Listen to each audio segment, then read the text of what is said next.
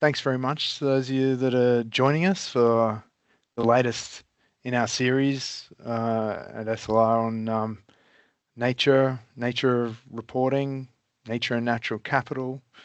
Today's webinar is focused on sustainability reporting, how nature is being included in some of the reporting frameworks that are evolving, and what the lessons we might be able to take from how reporting on climate and carbon has changed over the years, and kind of the flow on from those structures. The session we're running through today, bit of a different structure to normal. We've got a bit of a panel here of all stars. So yeah, excited to have a bit of a discussion. We've got a Q&A function open on the webinar, so we're very keen to hear any kind of views that you have on some of the material discussed, any of the concerns that are core for you and your organization at this point. I think just as people join, we'll roll through, but a bit of a housekeeping note. Microphones have been muted and cameras disabled for this session. It is recorded. As I mentioned, please use the Q&A function. Really interested to hear your thoughts with our all-star panel today. We'll share the link to this webinar after conclusion. So, as is customary, I want to acknowledge the traditional owners of the land in which we're meeting today, at least our panel, primarily the ones that are in Australia. We're in the Turrbal and Yagara country in Mianjin, and the Gadigal people in yeah, so we pay our respects to the elders past and present, and yeah, we're interested in maintaining that acknowledgement throughout our varied places where we're meeting. So the introduction today, or a bit of an overview. Some of you that have joined us for webinar number 1, you'll remember my name is Daniel Ashton. I'm a technical director. Principal consultant in our hydrogeology team. I'm also the nature and natural capital lead for Australia at SLR. Our all-star team, which I think will join us on camera soon, James Balak-Meacher is the technical director in our climate change net zero strategy team. Based in Sydney, James and his team has been helping clients navigate the myriad of reporting frameworks and developing strategies as we move forward towards more sustainable practice. We've also got Stuart Lenton joining us at an early hour, generously before his morning brew. Stuart is a technical director in the corporate sustainability team, specialising in nature and natural capital assessment, and a huge amount of experience that we're very excited to access on the call, working on industry, across industry and government. We also got Emily Willoughby joining us from Sydney as well in the corporate sustainability team. Emily is one of our core consultants leading clients through these challenges across a range of sectors, including mining, agribusiness, infrastructure, and construction materials. So the structure of our talk will go through, I guess, bit of materials from from James and Stuart, just on a couple of the wrinkles of nature reporting and its links to climate, and perhaps some lessons from Stuart from these global markets, and then lead into a panel discussion where we'll run through, explore some of these details. So I'll pass over to James to kick us off. Amazing, thanks, Dan. That was a pretty good intro. But yeah, for those of you who haven't met me before, I lead SLR's climate strategy team. So mostly supporting clients in understanding the impact that they are having on climate through their greenhouse gas emissions and decarbonisation work, as well as the impact that climate is having on them through changes to weather patterns, extreme weather events, as well as the myriad of technological and regulatory changes that companies are navigating as well. But increasingly what we're seeing is actually companies are coming to us not just to look at climate in isolation, but they want to look at the impact of both climate and nature combined to understand how they are interacting and the broader overarching impacts to the business. Before I get into the main content for the webinar, I've got a couple of slides on SLR today and who we are.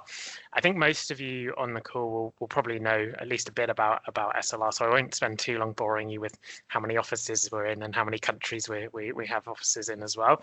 But I thought what would be useful is to talk a little bit about how we actually approach these nature projects and the teams that we put together for our clients when we're working through this. So I sit within our strategic advisory team, looking at how climate and nature and broader sustainability issues are impacting companies and organizations at that kind of group and organizational level. So understanding the broader governance structures that they need to put in place, the strategies, the policies, and the targets that they need in order to manage these issues, and increasingly a focus on how these sustainability issues are impacting the bottom line. So understanding the financial impact of these risks, understanding the costs for the mitigation and adaptation measures that companies would need to put in place across their organization in order to manage these things. But as well as that kind of top level, C-suite level advice that we're giving within my team, we're incredibly lucky to have a massive depth of talent in the scientific and technical spaces who can bring a lot more of these issues to life at a micro level and at a site level as well. So ecologists who can go on the ground and do the biodiversity surveys and understand the measures that would need to be put in place in terms of managing these risks. Hydrology teams that can understand both ground and surface water flows and systems, so you're understanding how this is actually impacting you on your site on a day-to-day basis and how you can manage those. Engineering teams that understand the technical implementation side of the mitigation and adaptation measures that we're discussing. So we're able to bring a really interesting balance between that strategic advice and what you need to do at the top level, all the way down to how do you actually manage and implement these solutions on the ground at a site level as well. If we move on to the next slide, the only other thing about SLR that I wanted to talk about was where we are. So we're all across Australia and New Zealand, and are able to kind of bring you that advice from the locals and the regions that you're operating in. But we're also really lucky to have a very strong team across Southeast Asia more broadly as well. And especially, I think worth mentioning our China team, who do a lot of work in supply chains and sustainable supply chain management. So when we're talking about these nature risks and how this goes beyond just your direct operations out to your suppliers and more broadly, we're actually able to bring you that perspective from how this is impacting your suppliers on the ground, both first tier and out to kind of second and third tier supply chain. So you can manage that kind of more holistically than just focusing in on your own operations. So if we move on to the main content, so what I'm going to be talking about for the next kind of 10-15 minutes or so is the link between climate and specifically climate disclosures and what companies are having to do under IFRS at the moment, and nature and then the nature disclosures that potentially are coming down the track. Before we talk about that interplay, I thought it was worth just starting with a bit of an overview of TNFD, explain what it is, why it's important, and what it is actually trying to help companies do. So TNFD, the Taskforce on Nature-Related Financial Disclosures, is a global organization that is set up primarily driven by the investor community, but set up to give companies a framework to assess, manage, and disclose climate-related risks and opportunities. And I think a really important thing to remember when we're talking about TNFD, in contrast to a lot of existing reporting and frameworks that companies are looking at for nature at the moment, when we're talking about risks and opportunities here, what we're talking about is financial risks and opportunities. So where is there a material financial impact to the business from the interplay with nature? A lot of the existing frameworks focus in on the impact that companies are having. So where are you deforesting, or how much pollution are you releasing in certain areas. What TNFD does, it goes one step beyond that to say, okay, these are the impacts that you're having on nature, but also how does that translate into a financial risk to your organization, whether that's through fines and regulation or through kind of broader reputational impacts. So not just what are you doing, but how is that actually changing the financial performance of your organization.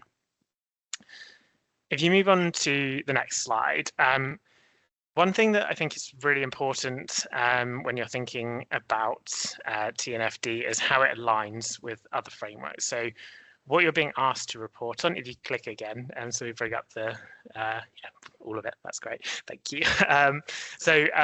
In terms of what you're being asked to report on, there are 4 main pillars for TNFD. So governance, so what the board oversight and management oversight of nature-related risks and opportunities is. Strategy, so the risks and opportunities that you have identified, your strategy for managing those, and your overall resilience to them. Your risk and impact management, so how you're actually managing those on a day-to-day basis and how you're integrating them into your overall risk management process, and the metrics and targets that you have put in place to track your progress and your management of those risks as well. Those of you that have joined some of our IFRS webinars or are familiar with what used to be TCFD and now the IFRS framework will be very familiar with this structure. It has been very deliberately and very clearly set up to mirror the same 4 pillars and the same recommendations that companies are having to report their climate risks and opportunities under. And what that does, it kind of mitigates one of the big fears that companies have when they start down this path. Quite often clients will come to us and say, we want to get started on nature, but we're worried about having to set up whole new processes and structures and systems in order to manage this. But actually, if you do this right, what you should be doing here is bringing nature into your existing management process and disclosures that you have already had to set up because you're reporting on climate under the mandatory disclosure regimes, and actually integrate nature with that rather than set up something completely separate. Having said that, if we move on to the next slide, there are some differences between how you should be looking at nature versus how you're already approaching your climate disclosures. I think the biggest one, and the one that maybe takes people the longest to get their head around when they start down the nature reporting route, is this concept of impacts and dependencies and assessing those before you start thinking about the risks and opportunities. So for your climate risks, you tend to jump straight to what is the financial risk to the business, and how are we managing that. When you think about nature, there's an interim step there, which is understanding, firstly, your impacts. So where are you impacting nature? Where are you chopping down trees or changing the land? Where are you polluting or using water?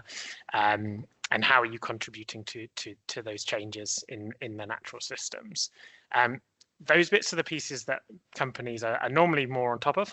You've probably got some reporting requirements already or regulatory requirements around managing and monitoring the impacts that you're having.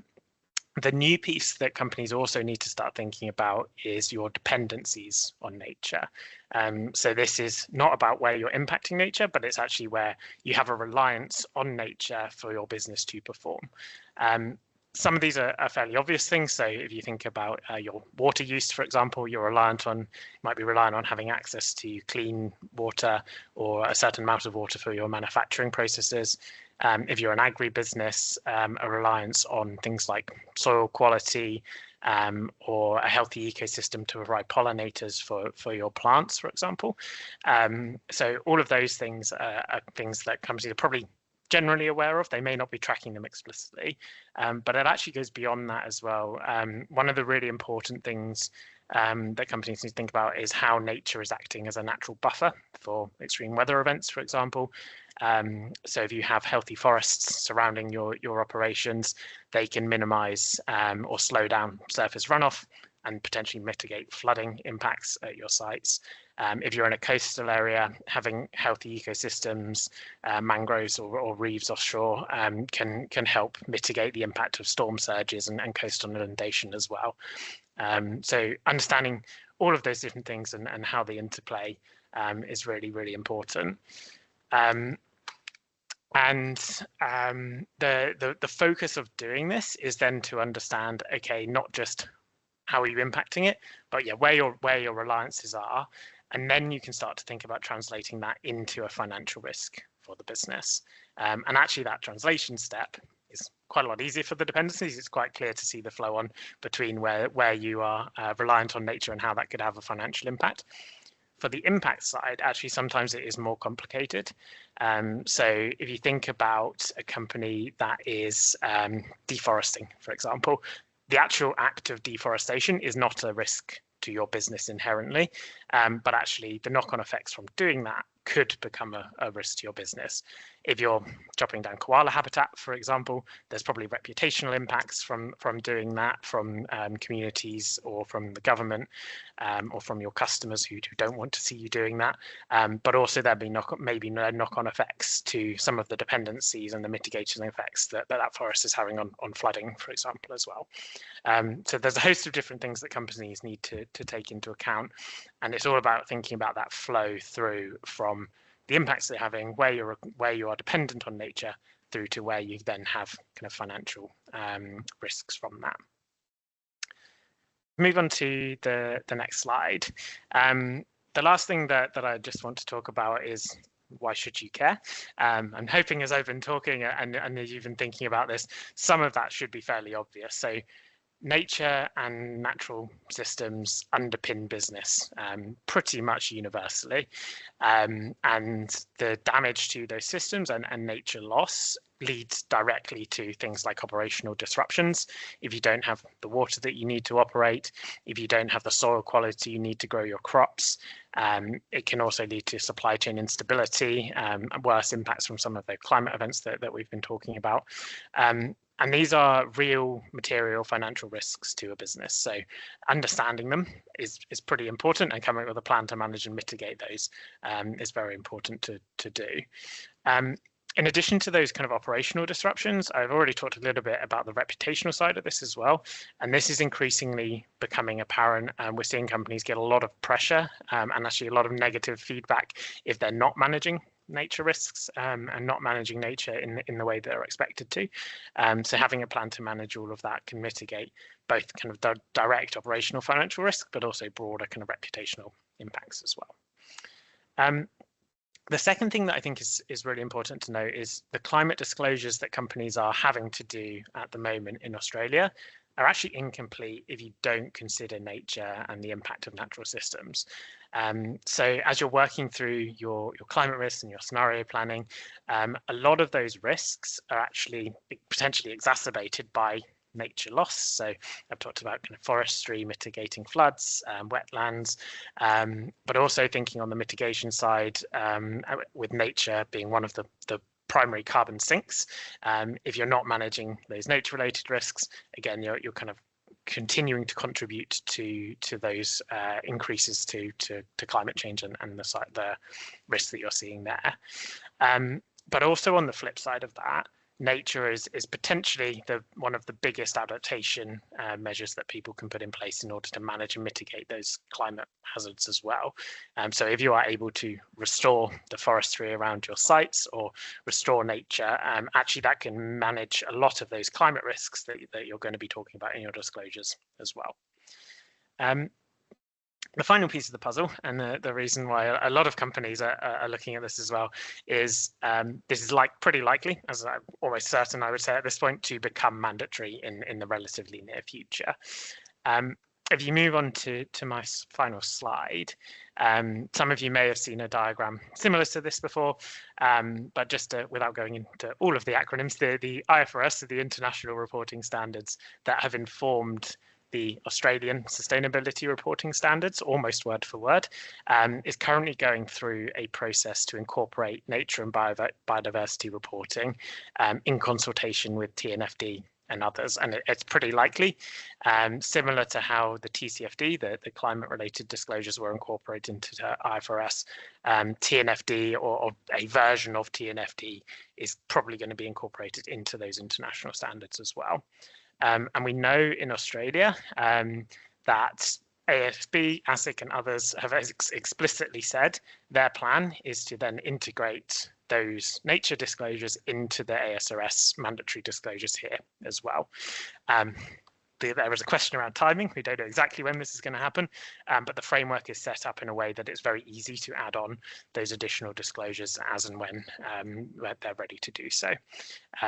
So yeah, as well as all of the really important stuff around how this is going to impact your business, it's pretty likely that you will have to do this at some point. So we're recommending companies get started on this sooner rather than later in order to start that on the front foot. So I think that's the end of my slides. I'm going to hand over to Stuart now, who is very kindly joining us bright and early from the UK, who's going to give us a bit of perspective on how this is all evolving globally and maybe some lessons learned from elsewhere. Yeah, thanks very much, James. That was a really good, comprehensive kind of overview, and I particularly would stress that kind of interrelationship with climate and the fact that climate disclosures are not complete without considering nature, and that this isn't something separate that needs to be done in a totally separate process, and that integrating climate and nature reporting are kind of super important and actually makes it much more straightforward. So if you could move on to my first slide, please.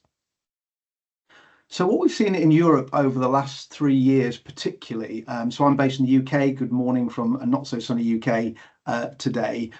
So we've been tracking this for about the last 7 or 8 years, and we've slowly seen an increase in kind of both regulatory requirements, but also interest from corporates, both here in Europe, but also sort of more widely globally. And the one thing that we have seen, so it was first, obviously, the TNFD was introduced a few years ago, and that was followed quite quickly by the CSRD, the Corporate Sustainability Reporting Directive. And what we've seen is that actually most of the frameworks have all aligned with the TNFD process. And I'll go on just to talk a little bit more, as James has done, about how we're seeing that kind of implemented over here. But the TNFD is becoming the kind of, the TNFD's methodology is becoming the main kind of approach. And the benefit of that, obviously, is that this aligns, this makes it easier for companies to consider all kinds of reporting. And what we generally encourage and have seen most is as companies start to think about how does this relate to them, how does nature impact them from a reporting perspective, is sort of getting started early is kind of a really, really important part of it. So where we first thought that TNFD was going to be the key driver, we then started to see CSRD become a driver. CSRD is a mandatory reporting requirement here in Europe, and it has a component IFRS 4, which is biodiversity, and that was a kind of key driver. But what we've also seen more recently, particularly, is that, as James has already mentioned, because supply chains are quite complex, and because very often impacts are primarily in supply chains and dependencies, that organizations are wanting to gather information about how nature relates to their business, to be able to report to, or to be able to pass information to their customers. As organizations look up their supply chains, they're trying to get information to provide to their customers, and so that's been a sort of primary driver for us. And as I said, what we've been trying to do is to encourage clients to get started early, as James mentioned, rather than waiting for reporting to become mandatory, to actually start. As all the frameworks allow you to start relatively simply and then scale up. So if you can move on to the next slide, please. So one of the things we've also seen is that this isn't just about corporate sustainability or corporate sustainability reporting. That actually this is very much about financial risk. We've seen a significant increase of interest from the finance sector. So we're working with a number of large investment banks and financial organizations globally. And one of the things that they're really keen to do is to sort of screen nature risk, recognizing that nature risk is increasing. And so what we're also starting to see is that as the finance sector starts to look at how it needs to consider nature risk, organizations are recognizing that getting started, having information ready, puts them in a better position in terms of attracting finance or securing investment. And so it's much more important to think about it from that perspective. If you can move on to the next slide, please, Amanda. And James already touched on TNFD. So these are the main components of TNFD. I'm sure many of you will be familiar with this. And one of the key differences between climate and nature is this location specific. One of the things we saw in the finance sector quite early is that there's a lot of consideration given to the location of biodiversity sensitive areas. But actually, as James has already articulated, this is much more about ecosystem services, and not only the way that organizations impact on nature and biodiversity, but also how it depends on nature. So the dependency on those ecosystem services. So the first step is around locating where your activities are, and then, as James talked about, identifying those impacts and dependencies, and then considering how that turns into risks and opportunities. And we've developed an approach that allows organizations to get started. Almost always the first question is, I know I need to know something about nature, but how do I get started? And quite often the perception is this is quite complicated, but actually it's quite easy to get started at a relatively high level to understand those kind of key areas of risk. And that enables you to prioritize and focus on particular areas rather than trying to consider everything. And recognizing that supply chains are particularly complex, and quite often location data for suppliers isn't necessarily available. We've worked with some organizations where they're working through things like traders, and so they don't have specific locations of where growers or farmers are based. But actually we can start to look at that from a spend perspective and an activity-based perspective, or even whether it's looking at things like commodities. So actually getting started early and starting to organize data, trying to understand what data you have, what gaps you have, and what you can then look to maybe plan for over the next 2 or 3 years as you start to improve that understanding. So if you go on to the next slide, please, Amanda. And so kind of just thinking about the sort of getting started piece, as I say, that's very often the first question that comes to us is how do we get started in this? And very much that getting that kind of early stage understanding, as James said, it's sort of pathway to reporting. We see a lot of organizations who are not necessarily wanting to report at this stage, but actually want to get ready for reporting. So understanding at a high level what this means to their business, and to start thinking about rehearsing this internally with their organization, with key stakeholders in the business, so they can actually start to identify what this means. As James mentioned, bringing that together with climate is a really, really good opportunity, because actually one of the things we found is quite often these things are talking about the same issues. So things like extreme weather, water dependency, greenhouse gas emissions are all part of nature's systems, ecosystem services, and that ability to bring those together actually creates a much better understanding all around. We're seeing an evolving regulatory landscape. CSRD over here has been mandatory for a couple of years now. We expect the TNFD to become a mandatory requirement fairly soon, similarly. And again, so getting that early buy-in within your organization, getting ready for reporting. We've also seen a number of organizations start to report at a very, very simple level. So again, we've seen some organizations have sort of felt we don't want to open a can of worms. This is quite difficult. We want to wait until it's mandatory before we start reporting. But actually, it's quite simple to make some quite simple statements about nature, recognizing that you won't have all of the information to get started, but actually saying something about this can be quite useful. So the key sort of steps really are, obviously, the first part is to locate where your activities are based. Getting started early, what are your main impacts and dependencies on nature? And then you can look at gap analysis for nature reporting. And what we typically say is to think about, if you start this journey early and get prepared, think about developing a strategy, a roadmap, then actually the reporting requirements should fall out of the actions that you're taking. I think that's my slides done. So I'm going to pass back to Dan at this point, because I think it's quite important that we have some time for the panel discussion. Thanks very much, Stuart and James. Yeah, it's really great that you sharing, your experience and kind of view of things from those angles.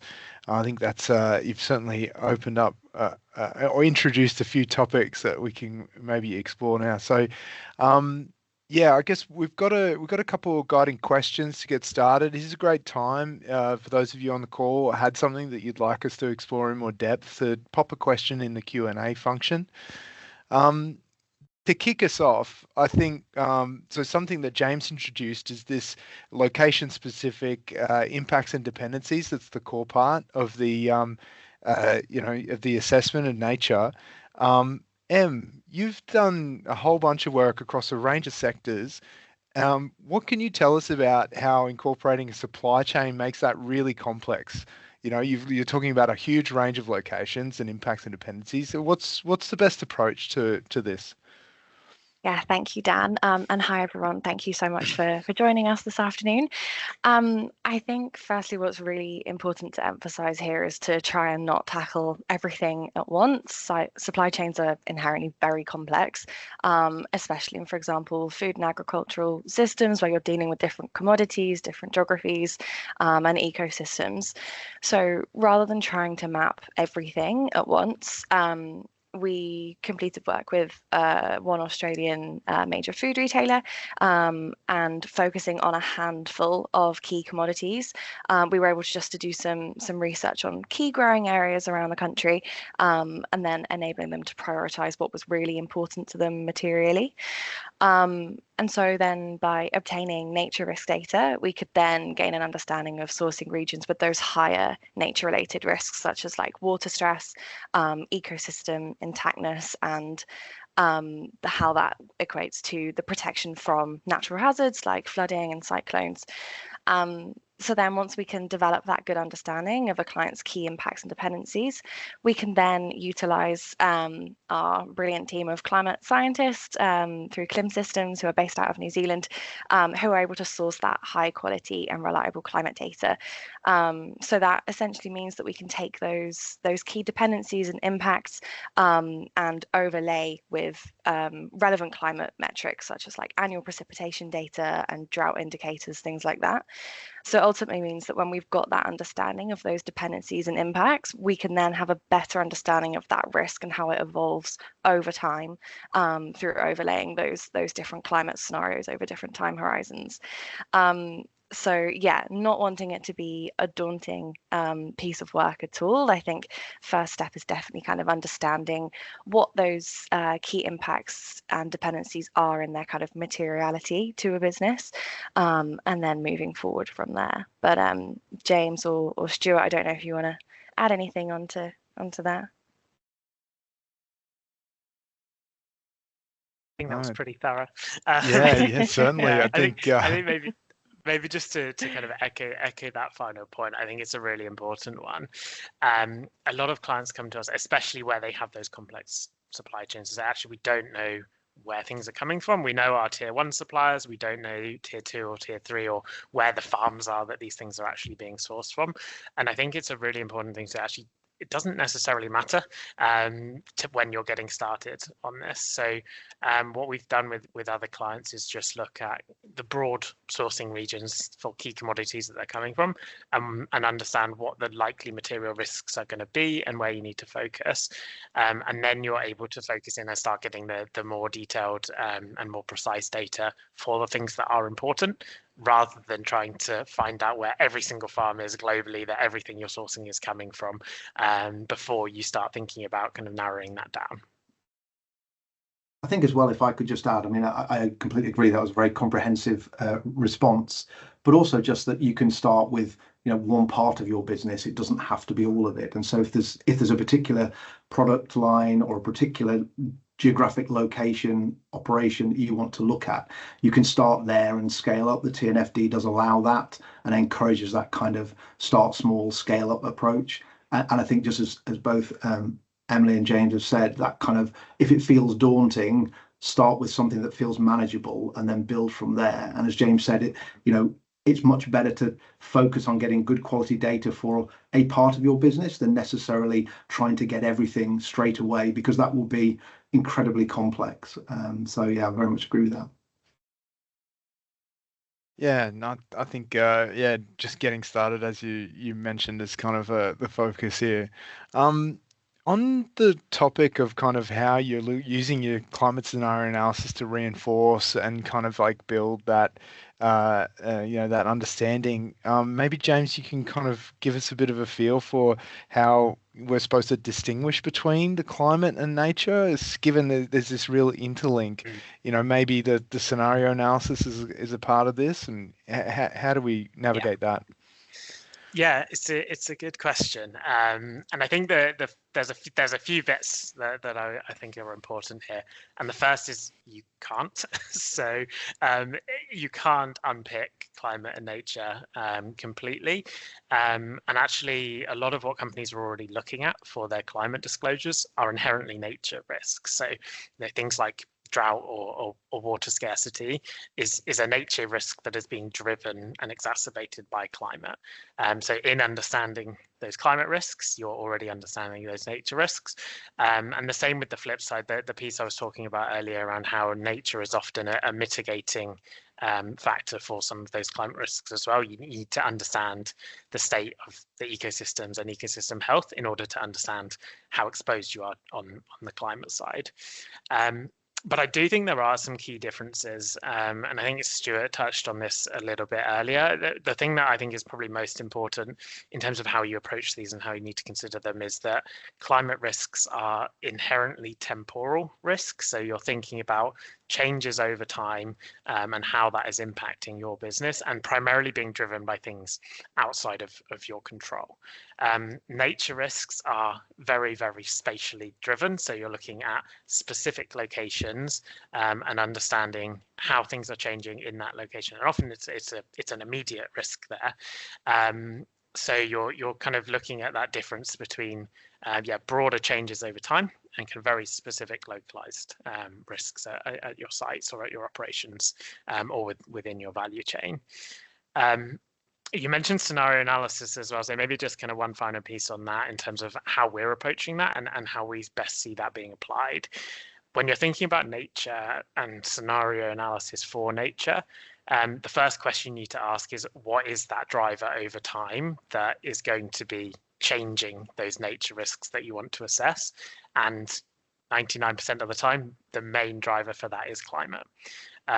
So quite often what we recommend to our clients and what we've been working through is taking your climate scenarios and using those as the framework for the scenario analysis that you're going to be doing, focusing in and overlaying those nature-related risks, and then understanding how those changes in climate are exacerbating or changing the risks that you're seeing from a nature perspective.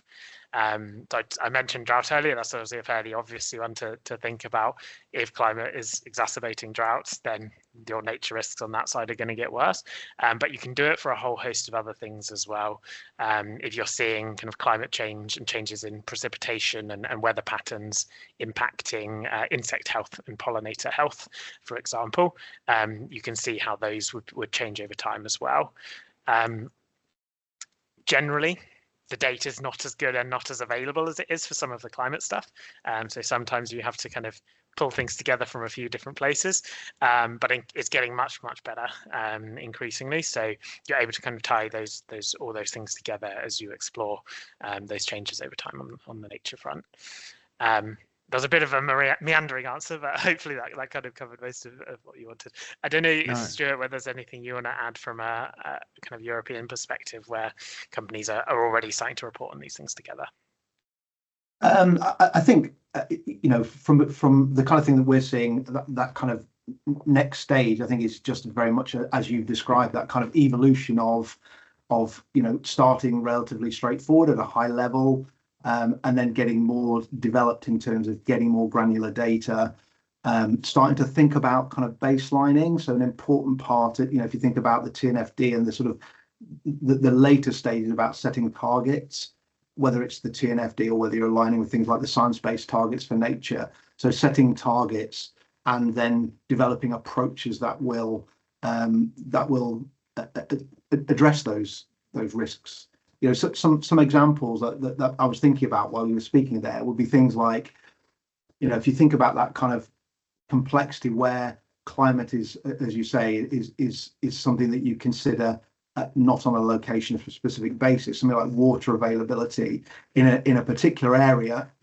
If your business is exposed to or requires significant amounts of water, you'll be in a river catchment or a catchment area where there'll be multiple users of water, and you've got climate exacerbating that water availability. You've got increasing regulation. You've got, population requirements for water. You've got industry requirements for water. You've got biodiversity requirements for water as well. And so that kind of complexity and understanding and getting involved in being part of the solution. So it might not be specifically on your direct operations, but it might be something that you get involved in. So we've seen organizations start to think about how they can play a part in the restoration of nature, not necessarily just by going and planting more flora and fauna, but things like helping drive change that benefits all users in that particular location. And quite often we look at things like how it can be related to their impacts and dependencies. So you mentioned earlier, James, about identifying those impacts and dependencies and then making, target setting and actions that will actually address some of those. And ultimately, and we've not particularly talked about this a lot, this concept of nature positive, not doing things that are positive for nature, but actually setting a baseline and developing a net positive outturn over, that's usually across the period 2020 to 2030. And obviously, that aligns with things like the Global Biodiversity Framework and the ambitions for 2030 around that. So these are the kind of things that underpin some of these things that we're talking about today. I think maybe just building off that, we've got a couple of questions coming in from the broader group, and I think you're making the point about this, setting these goals and really looking at both sides of the impact and dependencies. There's a couple of questions here on materiality about organizations that maybe are a bit removed by supply chain and what materiality of impacts and dependencies would be there, and perhaps identifying, material nature related issues. I think that, assessments of materiality are really dependent on the sector, the organization and those kind of things. But maybe there's some lessons that you can share about how that assessment of materiality has gone, and maybe the tools and methods that we've used in some of these assessments so far. I don't know, Em or Stuart, if you had some ideas there. Yeah, happy to go first there. But Em and James, please do jump in, because I think, materiality is quite a kind of, complex and subjective kind of issue. Certainly, the approach we've taken initially is to look at prioritization. What's material to one business, it might not be, material to another. It depends on a number of things around, risk thresholds and so on. I think one of the things that we've tried to do is to recognize that actually for an organization to get started, it's really good to start relatively simple and high level and pick up those priority areas so that companies can understand, 3, 4, 5 really key areas, but also recognizing that, and this is one of the sort of the challenges of it, that, you could have one specific risk at one specific location that overall perhaps doesn't feel particularly significant, but that doesn't diminish that risk or impact and dependency at that particular location. And so it's quite important to consider those kind of outliers as well, because of the location specificity of nature.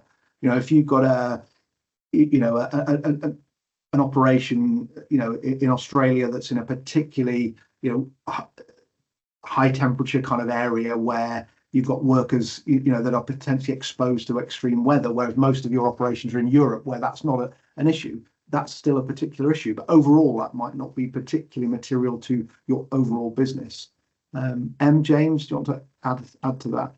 Yeah, I was just going to mention on the materiality front, in terms of how we're uncovering material topics within a business. Obviously, as Stuart mentioned, it varies massively by sector, by those key business operations, what you're actually doing in your operations on a day-to-day.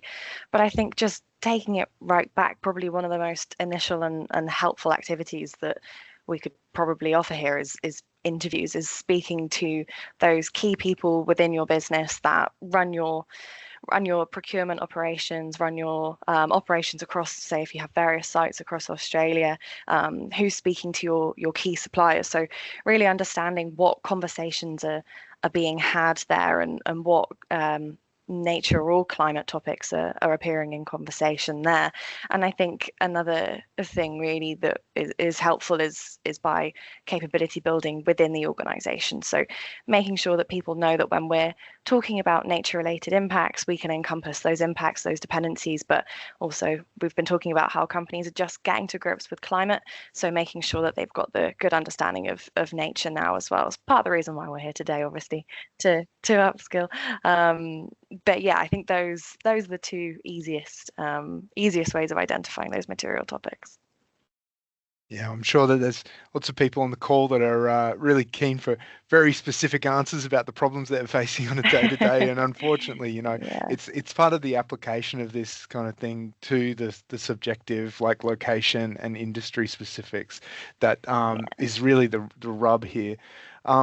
I think maybe, one of the questions that I'm sure is one of the elephants in the room is kind of the point that you made, James, around how whether the TNFD reporting is going to become mandatory. I know the timeline you mentioned is quite uncertain. What's your informal view of it, and what can companies do given that uncertainty around whether this will become mandatory and at what stage? Yeah, as I said, we don't know is the starting point in terms of how quickly this will happen. I think it potentially will happen pretty quickly. Part of the reason why is when the IFRS standards were set up, it went back and forward during the consultation process in terms of how aligned that should be with the IFRS. And one of the reasons they gave for basically full adoption of the structure and the framework from IFRS was that it allows you to set it up in a way that you can then add additional modules very, very easily as and when those become available. We know that consultation for IFRS and incorporation of nature reporting at a global level is underway at the moment. So probably within the next 12 months, I would say we would have clarity on what that is going to look like. And pretty soon after that, I would imagine it will need a bit of a consultation process and probably 18 months or so here. But I'd be very surprised within the next kind of 4 or 5 years if we don't have, at least for the bigger companies in Australia, some form of reporting. Yeah, okay. Well, is there lessons from, how the mandatory rollout's gone from climate that, is like a clue as to how we should, suggest that companies, I guess one of the themes of what we're talking about is it's easy, there's nothing stopping people, getting started, and that's itself a bit of a risk mitigation activity. But is there anything beyond that that you would kind of share with the group? Yeah, and I think that piece about getting started, from our perspective, I think it's a no-lose situation. You're going to be understanding things that are important to your business, and also getting ready for something that we know is coming down the line from a reporting side. We've seen a lot of companies on the climate side delaying, waiting for finalization of the standards, waiting to understand exactly the detail of what they need to do. The reality is that the fine print of exactly what you're going to have to disclose isn't that important, and you can kind of work with whatever you end up having.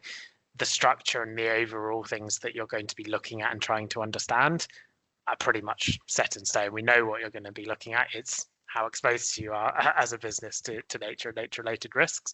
So understanding that and getting prepared now, I think, is so pretty much a no-lose decision from our perspective.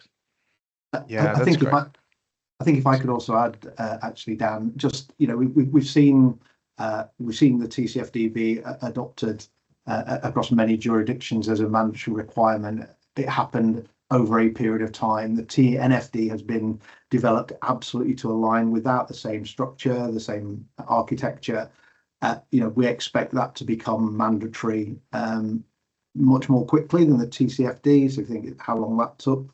5-7 years. I can't remember the exact time period, but I would expect within the next 2 or 3 years, certainly within Europe, that we'll see that as a mandatory requirement.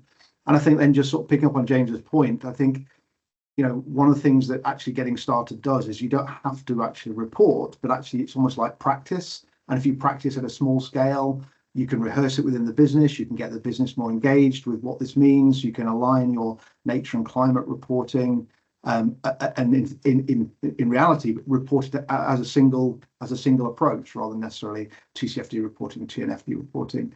And so actually that sort of, rather than thinking about it as we've got to start reporting, but it's practice for reporting. So if you do year one next year, 2026, or then you can, not necessarily disclose externally, but you've rehearsed that, you've found where your weaknesses are, you found your gaps, you can start to put things in place so that actually when reporting is mandatory, it becomes much easier.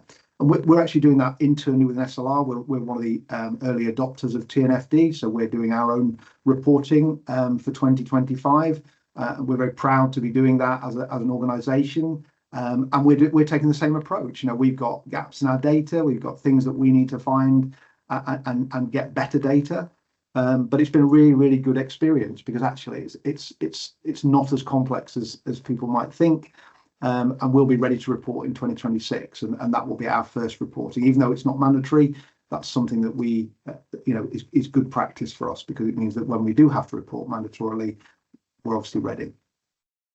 Thanks so much, guys. I think there was actually just a question from the broader group with regard to this. So, is it likely that industries will be required to report in future, or just sectors where that risk is more material?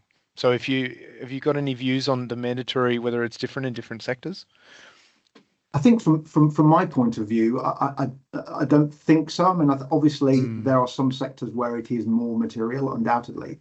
But I think because of the complexity of supply chains and because supply chains are where very often some of the key impacts and dependencies are, then I think that it will, from what we've seen, it affects all sectors in terms of that exposure and relationship with nature. And I think, as we've touched on a number of times, a lot of companies think about how they impact nature, very much like we're all familiar with environmental impact assessment. It's been around for many, many years. But that dependency on nature is the bit that's been missing for so long. How do we value the benefits that nature gives us? The fact that we haven't been valuing that. And so recognizing that part of it. And I think when you look into supply chains, that dependency on nature is actually, far more widespread. And so I think it will be something that all organizations will have to get to grips with. Yeah, and I think maybe just to add from an Australian perspective, this will come in under the IFRS standards. So I'd be very surprised if they don't follow the same formula, which is based on company size, so employee numbers, revenue, and assets. There may be some phasing, so smaller companies may come later, but it would be very unlikely that it would be kind of sector specific. I think one other thing just on that as well, I think you're right, Stuart. We are seeing that this impacts pretty much every single sector. But if you are saying we're not materially impacted by this, that in and of itself is a really valuable disclosure. So if you've been through this process properly, you've understood that actually there aren't these material risks here, and this is why, and you're able to explain that to your stakeholders, that's a really valuable thing to be able to say. So regardless of whether you think you're going to be exposed, going through this process, it can be a really valuable thing to do. Yeah, that's I think that's a great kind of comment to echo as we talk about this kind of materiality.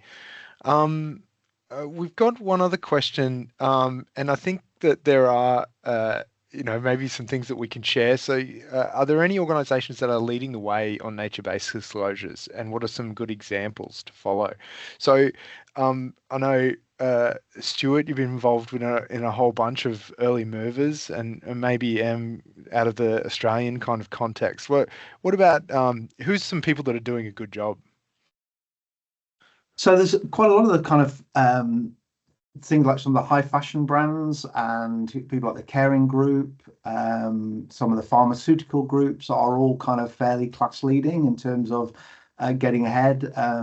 But we've seen it, we genuinely have seen it across all sectors. So we've seen things like, one notable example that really struck me was, a house builder, and obviously, land use take is quite a significant issue for them. But recognizing that they didn't have a significant amount of data, they wanted to disclose externally a relatively small amount of data, and they acknowledged in their disclosure that actually this was the very start of their journey. So it wasn't that they were trying to make some big assertion that this was, that they got a comprehensive response. They recognized that it wasn't the finished article, but they were working hard to try and improve things. And I thought that to me was a really, really kind of good example of what this is trying to do, rather than it being we are class leading. I think the financial institutions are starting to really get their head around this as well. And I think they're looking at this from the point of view of, if they're investing significant amounts of money in, business longevity, and those businesses are exposed to significant amounts of risk, they want to know about that. They want to know about how they're lending money in risky sectors. They want to know about how they're investing in private equity. And because they're already doing it with climate, they really are starting to think about this now.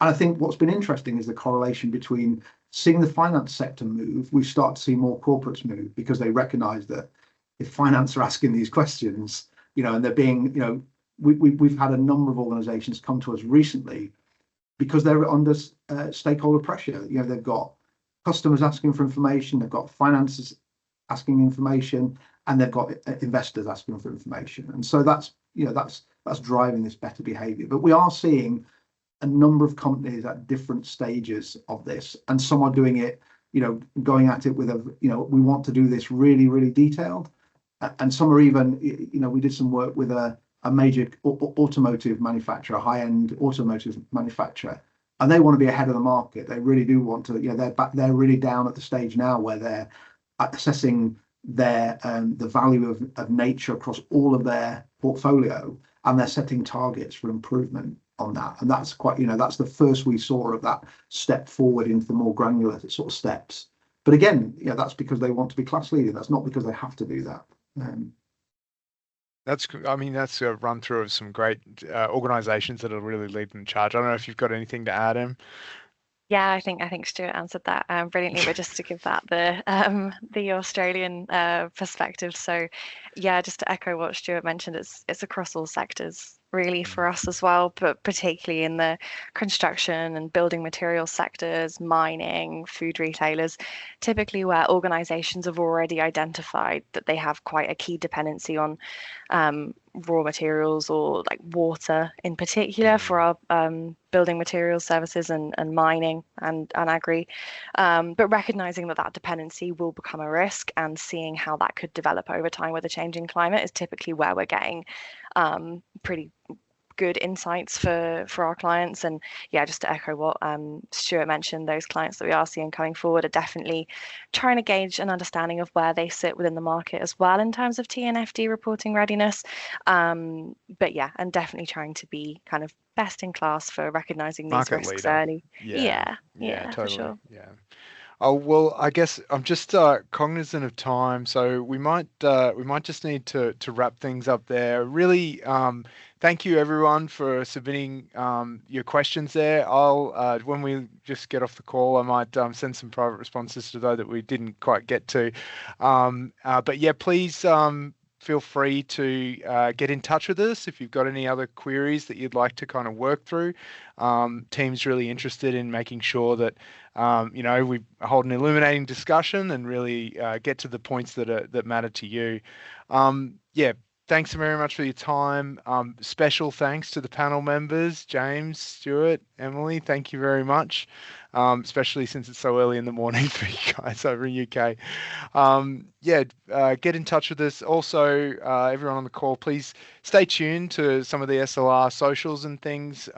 We've got a continuation of our nature series with the third webinar probably in another month or so, a month or two maybe.